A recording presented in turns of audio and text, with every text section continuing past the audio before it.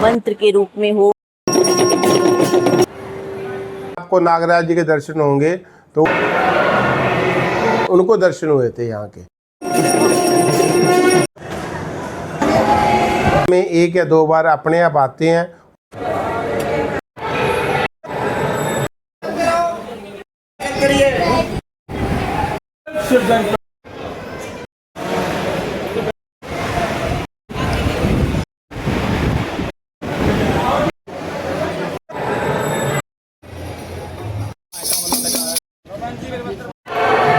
दोस्तों, सावन के इस पावन पर्व पर हम आपको दर्शन करवा रहे हैं कई महादेव मंदिरों के।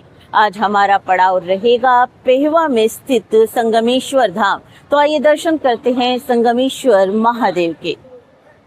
क्या आपने कभी ऐसे शिवधाम के बारे में सुना है जहां भक्तों का विश्वास है कि महादेव केवल पूजा ही स्वीकार नहीं करते बल्कि हर सच्ची पुकार को स्वयं सुनते हैं? जहां सदियों पुराना इतिहास, ऋषियों की तपस्या और स्वयंभू शिवलिंग की अद्भुत कथा आज भी लोगों की आस्था का आधार बनी हुई है। आइए चलते हैं हरियाणा के पावन श्री संगमेश्वर महादेव धाम अरुणाई की ओर। कुरुक्षेत्र जिले के पेहवा के निकट स्थित श्री संगमेश्वर महादेव धाम अरुणाई केवल एक प्राचीन शिव मंदिर नहीं है बल्कि सनातन आस्था का जीवंत तीर्थ है। शास्त्रों, स्थानीय परंपराओं के अनुसार यह स्थान अरुणा नदी और पवित्र सरस्वती नदी के संगम से जुड़ा माना जाता है। इसी दिव्य संगम के कारण भगवान शिव यहाँ संगमेश्वर महादेव के नाम से पूजे जाते हैं। महाभारत, वामन पुराण, गरुड़ पुराण और सकंद पुराण सहित अनेक प्राचीन ग्रंथों में अरुणा संगम तीर्थ का उल्लेख मिलता है। मान्यता है कि अनेक ऋषियों और मुनियों ने इसी भूमि पर वर्षों तक कठोर तपस्या की थी, इसलिए स्थान को एक महान तपोस्थली भी माना जाता है। समय के साथ सरस्वती नदी लुप्त हो गई और यह पावन तीर्थ भी धीरे धीरे लोगों की दृष्टि से ओझल हो गया, लेकिन भगवान शिव की इच्छा कुछ और ही थी। स्थानीय मान्यता के अनुसार वर्षों पहले बाबा गणेश गिरी महाराज अपने 2 शिष्यों के साथ यहाँ साधना कर रहे थे। एक दिन उनकी दृष्टि एक विशाल दीमक की बम्बी पर पड़ी जहाँ से दिव्य प्रकाश निकलता हुआ दिखाई दिया। जब उन्होंने उस स्थान की खुदाई कराई तो वहाँ एक अद्भुत शिवलिंग प्रकट हुआ। उन्होंने उसे बाहर निकालने का प्रयास किया लेकिन शिवलिंग का कोई अंत नहीं मिला। उसी रात बाबा गणेश गिरी को स्वप्न में भगवान शिव ने दर्शन दिए और कहा कि मैं अनादि हूँ, मैं अनंत हूँ, मुझे यहाँ से हटाने का प्रयास मत करो। इस स्थान पर मेरी आराधना होने दो क्योंकि मैं युगों से अपने भक्तों की प्रतीक्षा कर रहा हूँ। अगली सुबह जब बाबा उस स्थान पर पहुंचे तो उन्होंने स्वयंभू शिवलिंग पर एक दिव्य नाग को विराजमान देखा। तभी उन्हें विश्वास हो गया कि यहाँ स्वयं महादेव प्रकट हैं। इसके बाद वही एक मंदिर की स्थापना की गई जहाँ आज लाखों श्रद्धालुओं की आस्था का केंद्र ये मंदिर बन चुका है। सावन के महीने में इस धाम की महिमा और भी बढ़ जाती है। दूर दूर से श्रद्धालु जलाभिषेक करने आते हैं। मान्यता है कि यहाँ श्रद्धा से चढ़ाया गया 1 लोटा जल भी महादेव तक पहुँचता है और सच्चे मन से की गई हर प्रार्थना उनके श्री चरणों में स्वीकार होती है। भक्तों का विश्वास है कि संगमेश्वर महादेव कभी भी अपने दरबार से किसी को निराश नहीं लौटाते। आज भी इस पावन धाम में पहुंचकर अनेक श्रद्धालु अद्भुत आत्मिक शांति का अनुभव करते हैं। किसी की मनोकामना पूरी होती है, किसी को नई आशा मिलती है तो किसी के जीवन में विश्वास की नई ज्योति जल उठती है। कहते हैं जहाँ नदियों का संगम होता है वहाँ प्रकृति का चमत्कार दिखाई देता है, लेकिन जहाँ श्रद्धा और शिव का संगम हो जाए वहाँ स्वयं महाकाल अपने भक्त के जीवन का मार्ग प्रशस्त कर देते हैं। यदि कभी सावन में कुरुक्षेत्र की इस पावन भूमि पर जाने का अवसर मिले तो श्री संगमेश्वर महादेव के चरणों में अवश्य शीश झुकाइए, क्योंकि यहाँ केवल दर्शन ही नहीं होते, यहाँ विश्वास जीवित हो उठता है। हर हर महादेव। पहले मैं आपके चैनल के माध्यम से सभी संगमेश्वर परिवार की ओर से सभी भक्तों को ओम नमो नारायण बोलता हूँ। जैसा कि आप सभी को पता है श्रावण मास का पावन पर्व चल रहा है। इसके मद्दे नज़र रखते हुए अपने अब की बार 4 सोमवार है और महाशिवरात्रि पर्व जो है 10 फरवरी और 11 फरवरी को 2 दिन हमारे यहाँ पे रहेगा। 10 को हमारे यहाँ शिव त्रोदशी का पर्व मनाया जाएगा और जो कावड़ियों का जल है वो 11 को चढ़ाया जाएगा। जैसा कि आपको पता है संगमेश्वर महादेव मंदिर यहाँ पे भगवान शिव जो है स्वयंभू लिंग में उपस्थित है, यानी कि नेचुरली प्रकट हुई शिवलिंग है। यह किसी तरह स्थापित नहीं किया गया। पुराने समय के अंदर अरुणा, वरुणा और सरस्वती तीनों नदियों का संगम हुआ था, जिसके कारण इसका नाम संगमेश्वर रखा गया।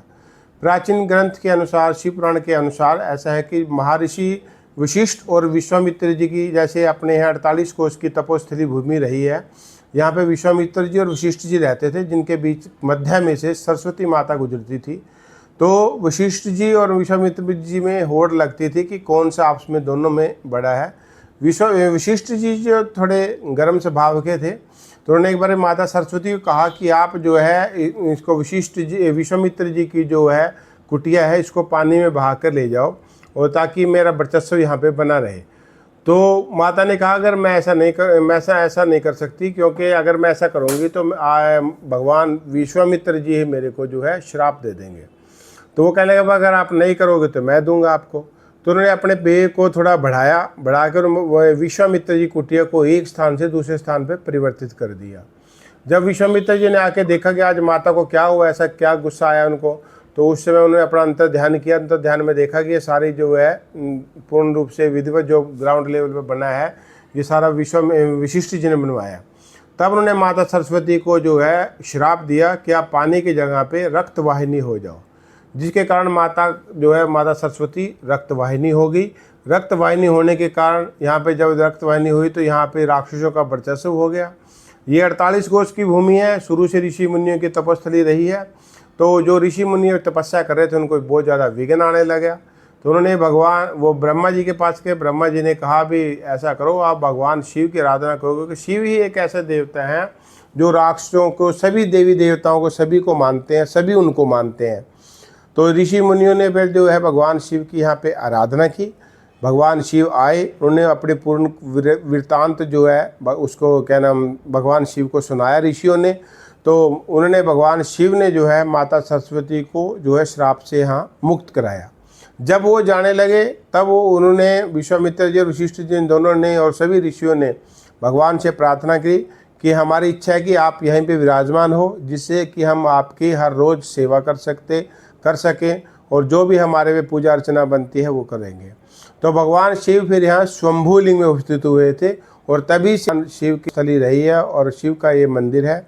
आज के जो टाइम में है, श्री पंचायती अखाड़ा महानिर्वाणी के महंत श्री रविंद्रपुरी जी महाराज, सचिव श्री पंचायती अखाड़ा और महंत श्री विश्वनाथ गिरी जी महाराज, उनके सानिध्य में यहाँ की पूर्ण रूप से व्यवस्थाएं चल रही हैं। यहाँ पे जो है हर महीने त्रयोदशी का पर्व लगता है, जो अमावस्या 2 दिन पहले त्रयोदशी आती है। हर महीने मेला लगता है यहाँ पे और डेली यहाँ पे लंगर चलता है। कोई भी यात्री आए उसको चाय, भोजन, पानी, हर प्रकार के मंदिर प्रशासन व्यवस्था करता है। 350 सेवा दल हमारे यहाँ पे सेवारत करते हैं। आपके चैनल के माध्यम से सभी भक्तों को मैं आह्वान करता हूँ कि आप आएँ और संगमेश्वर बाबा का श्रावण मास के पितृ पावन पर्व पर आके जल चढ़ाएं, अपना अभिषेक करवाएं। हम ये जानना चाहेंगे कि यहाँ पर एक चमत्कार घटित होता है, खुद ब खुद नाग भी पट जाता है शिवलिंग से आके, उसके आप बारे में क्या बताना चाहेंगे? भगवान शिव यहाँ पे जो है हमारे सोटे वाले बाबा जी हैं, उनकी यहाँ पे 2-3 यहाँ पे उन्होंने जब आराधना की थी, आज भी उनकी समाधि मंदिर के पीछे बनी हुई है, जहाँ शिवलिंग गर्भगृह से बाहर निकलते हैं। तो उनके नियम 1-2 बने हुए हैं।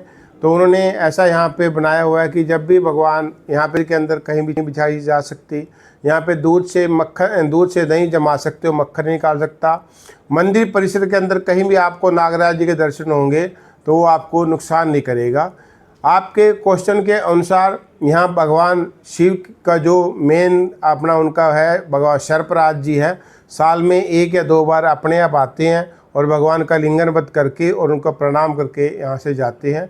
आज तक उनका ऐसा कुछ पता नहीं चला कि वो कहाँ से आते हैं, कहाँ जाते हैं। जो समय पे लोग होते हैं सभी को दर्शन होते हैं। हम ये जानना चाहेंगे, मंदिर के पास ही समाधि बनी हुई है, क्या ये 3 समाधियाँ एक साथ हैं?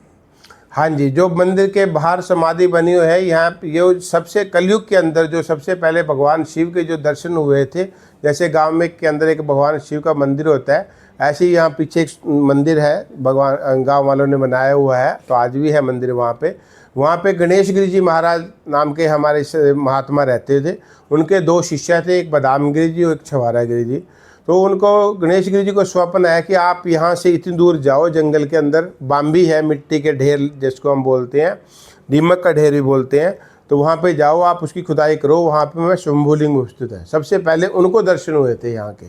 तो वो वहाँ से उन्हें चरवाहा वगैरह को, गांव वालों को बताया कि रात मेरे के ऐसे ऐसे स्वप्न आया।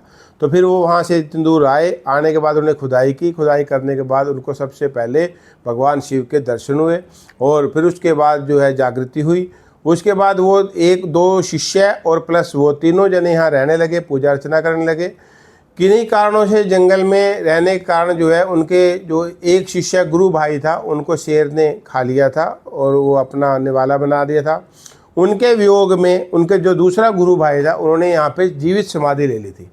दोनों शिष्यों के जाने के वियोग के अंदर जो है 2-4 दिन तक जो ऐसा भी रहा होगा, तो श्री गणेश गिरी जी महाराज जो उनके गुरु थे, उन्होंने भी यहाँ समाधि ले ली थी।